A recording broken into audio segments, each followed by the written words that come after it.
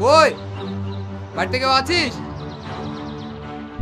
কি ব্যাপার স্যার, আপনারা? হ্যাঁ, তাড়াতাড়ি বাড়ি খালি কর। কেন স্যার, এ বাড়ি তো আমার। না, এখন এই বাড়ির মালিক হচ্ছে ইনি। এ আপনি কি বলছেন? এটি তো আমাদের পৈতৃক সম্পত্তি, আমার আব্বার নামেই আছে। কি গো, হঠাৎ করে আমাদের বাড়িতে পুলিশ কেন?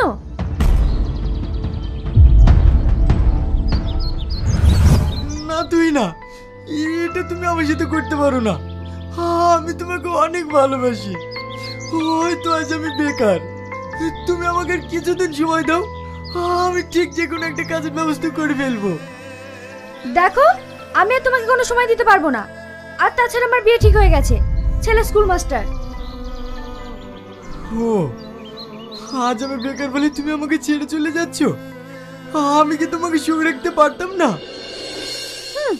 শুধু ভালোবাসলে সুখে রাখা যায় না, সুখে রাখতে গেলে টাকার দরকার। আর টাকা না থাকলে তুমি কিচ্ছু করতে পারবে না, না ঘুরে শান্তি না বেরিয়ে শান্তি। তুমি আমার কোনো চাহিদাই মেটাতে পারবে না।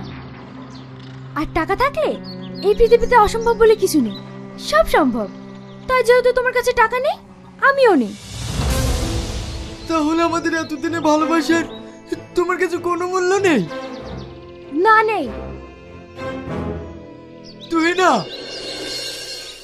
তুমি আমাকে ছেড়ে চলে যেও না। তুই না, আমি তোমাকে ছেড়ে থাকতে পারবো না।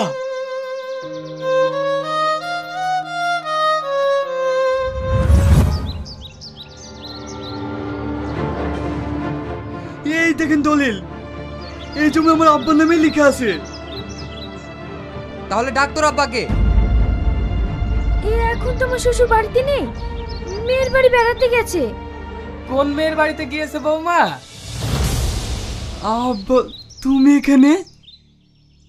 অফিসার, ওরা সবাই মিথ্যা কথা বলছে। আমার কোনো মেয়ে নেই, কিন্তু একটা ছেলে আছে। হ্যাঁ আব্বা, সেই তখন থেকে বলছি, কিন্তু আমার কথা বিশ্বাসই করছে না। অফিসার, এইটা আমার ছেলে না, আমার ছেলে এইটা। তুমি কি বলছো আব্বা? তোদেরকে 24 ঘন্টা সময় দেওয়া হলো, তার মধ্যে এই বাড়ি খালি করতে হবে, নাহলে আইন তার ব্যবস্থা নেবে।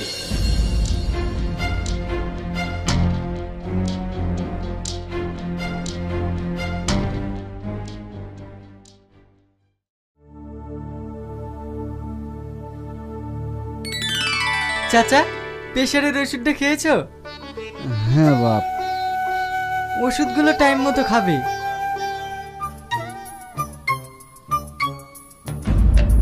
আরে আরে, তুমি কি করছো? তুমি মিষ্টি খাচ্ছো? তুমি জানো না তোমার সুগার আছে? তুই আবার মিষ্টি এনে দিয়েছিস? চাচা বারবার বললো তো। তোকে না। চাচা, তুমি এসব খেও না, নিজের শরীরের একটু খেয়াল রেখো। তুমি যদি নিজের খেয়াল না রাখো, কোনো ওষুধে কাজ করবে না। আচ্ছা ঠিক আছে, খাবো না আর। পাগল একটা।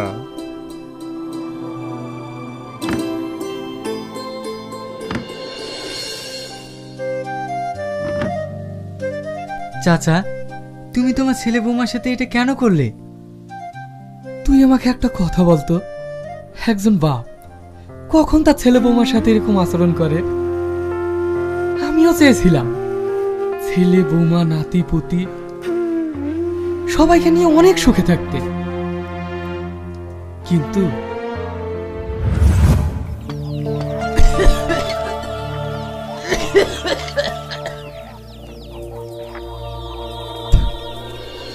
এই লোক সারা বাড়ি কাশফুটা ফেলি পাকালো। ওকে আমি কতবার বলেছি এই বুড়া বুড়িকে তাড়াতাড়ি বাড়ি থেকে বিদায় করো, আমার যদি একটা কথা শুনি। দেখো বৌমা, আমি কি এগুলো সব করে করে বলো? কদিন থেকে শরীরটা ভীষণ খারাপ। এই বুড়ো শুধু মুখে মুখে তর্ক, শুধু মুখে মুখে তর্ক।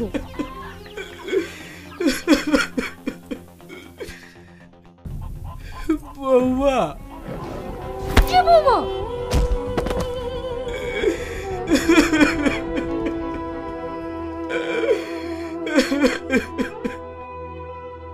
কেঁদো না, ওঠো।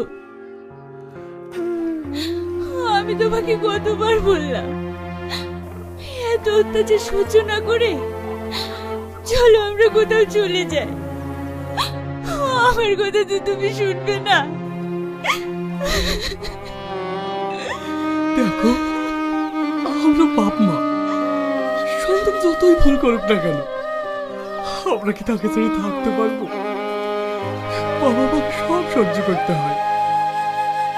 সেদিন তো তোমাকেও মারলো, তখন তো আমিও বলেছিলাম চলো আমরা এখান থেকে চলে যাই। তখন তুমি কি বললে?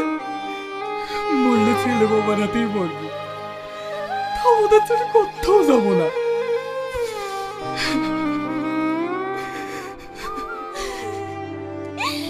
এত কষ্ট দেওয়ার পরেও ছেলে মেয়ের প্রতি বাপ মায়ের এত মায়া হয় কেন বলো তো?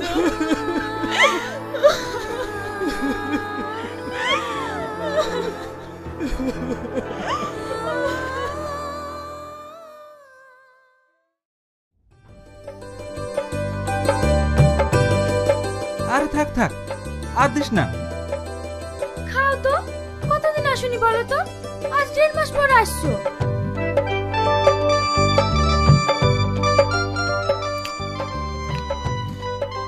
তো শ্বশুর শাশুড়িকে দিয়েছিস তো? হ্যাঁ হ্যাঁ দিয়েছি।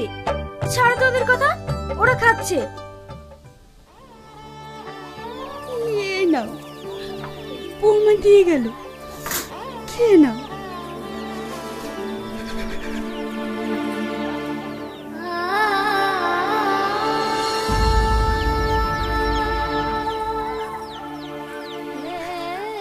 হায় রে ছেলে, কি হলো, কাঁদছো কেন?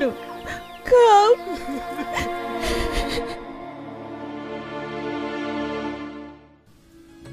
আর এক পিস নাও। না না, আর পারবো না। আরে খাও তো।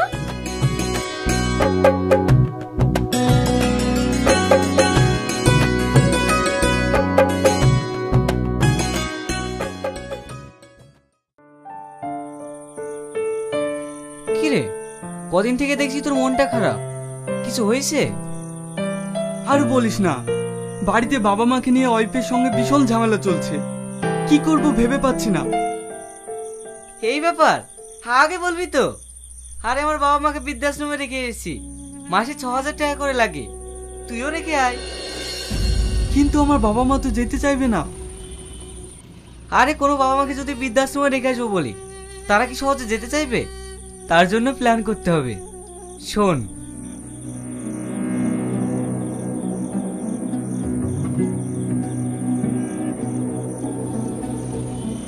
যদি বুঝে যায়? আরে বুঝতে পারবে না, আমিও তোমার বাবা মাকে এই প্ল্যানেই রেখে এসেছি।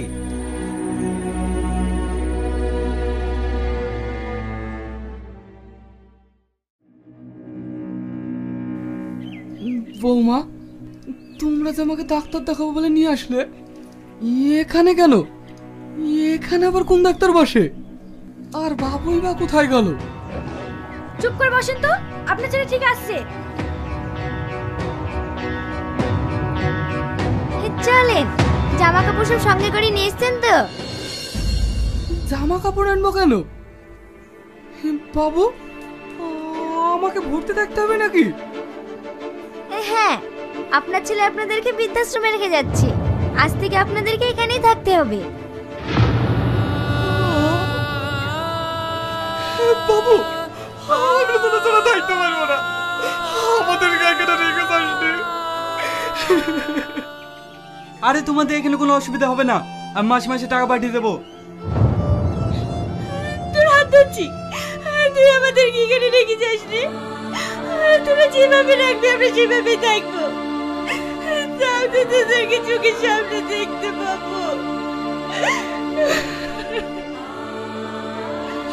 আমি কথা দিচ্ছি, তোদের বাড়িগুলোর কখনো নোংরা করলো না।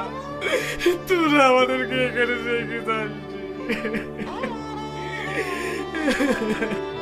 কি হলো, দাঁড়িয়ে কি দেখছো? এদের নিয়ে যাও।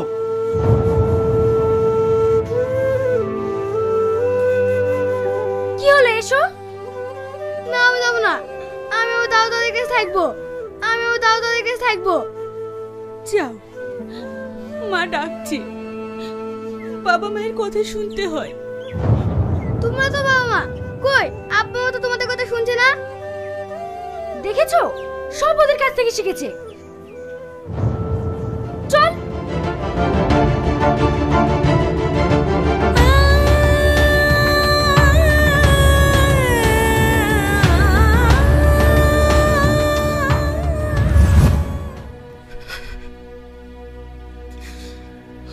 আমরা বাবা মায়েরা ছেলে মেয়েদের নিয়ে যে হাজারো স্বপ্ন দেখি, কিন্তু ছেলে মেয়েদের কাছে বাবা মায়েরা কেন যে বোঝা হয় ভেবে পাই না। দেখ, এখানে যতগুলো বাবা মা আছে সবার ছেলে, কেউ ডাক্তার, কেউ উকিল, কেউ মাস্টার, কেউ ইঞ্জিনিয়ার। প্রত্যেকটা চাকরিজীবী শিক্ষিত ছেলে মেয়ের বাবা মায়েরাই এই বৃদ্ধাশ্রমে থাকে। কোন বৃদ্ধাশ্রমে একটা মূর্খ ছেলের বাবা মাকে পাবি না, কিন্তু আমরা বাবা মায়েরা এতটাই বোকা, সবকিছু জেনেও ছেলে মেয়েদেরকে নিয়ে হাজারো স্বপ্ন দেখি।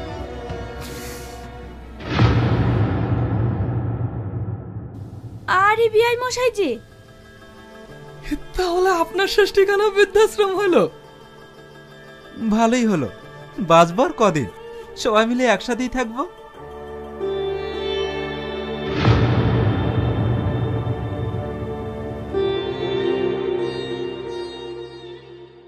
তুই আমার আব্বাকে কোন হিসেবে বৃদ্ধাশ্রমে রেখেছিস তাই বল। ও তো যদি বাপের প্রতি দরদ, তাহলে তুই কেন শ্বশুর শাশুড়িকে বৃদ্ধাশ্রমে রেখেছিস? তোর বাপকে আমার স্বামী বুঝতে পারবে না, তাই বৃদ্ধাশ্রমে রেখেছে। তুই যা পারিস তাই করলি গা। খুব তো স্বামী স্বামী করছিস। তোর স্বামী অমনি উকিল হয়নি রে, আমার বাপ নিজে না খেয়ে উকিল বানিয়েছে।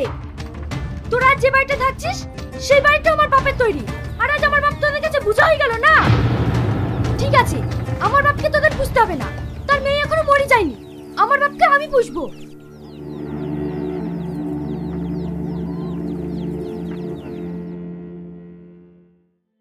চলো, তোমাকে আর বৃদ্ধাশ্রমে থাকতে হবে না। তোমার মেয়ে জামাই মরে গেছে নাকি? এখন থেকে তুমি আমাদের বাড়িতেই থাকবা। কি গো, তুমি কিছু বলছো না? হ্যাঁ আব্বা, এখন থেকে আপনি আমাদের বাড়িতেই থাকবেন। জান বিআই যান, মেয়ের বাড়িতেই থাকেন। ভাগ্যিস আপনার একটা মেয়ে আছে, যদি আমারও একটা মেয়ে থাকতো তাহলে হয়তো আমাকেও এখানে থাকতে হতো না। না রে মা, তোকে আর আমাকে নিয়ে ভাবতে হবে না, আমি এখানেই ঠিক আছি। না না, তোমাকে আর এখানে কষ্ট করে থাকতে হবে না। শুধু বাপের কষ্টটাই ভাবলে? ভাববে তো, কারণ ওটা তোমার বাপ আর এটা শ্বশুর।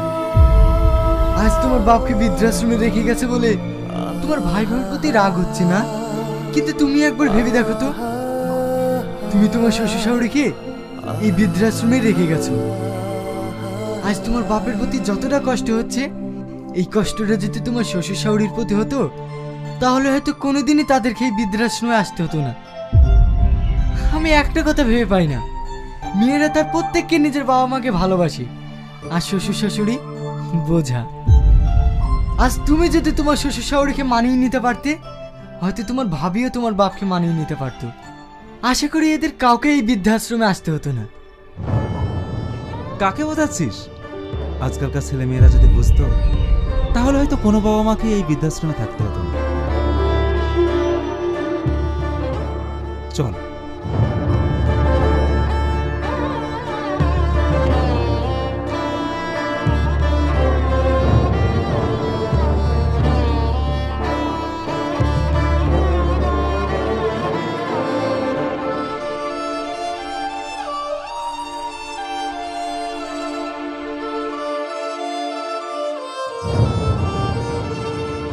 আপনাদের উদ্দেশ্যে একটা কথা বলি, আজকাল আমাদের সমাজে এরকম ঘটনা অনেক ঘটে চলেছে।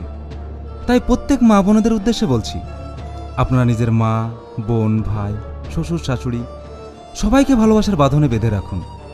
ভালো থাকুন, সুস্থ থাকুন, আর সমাজটিকেও সুস্থ রাখুন। ধন্যবাদ।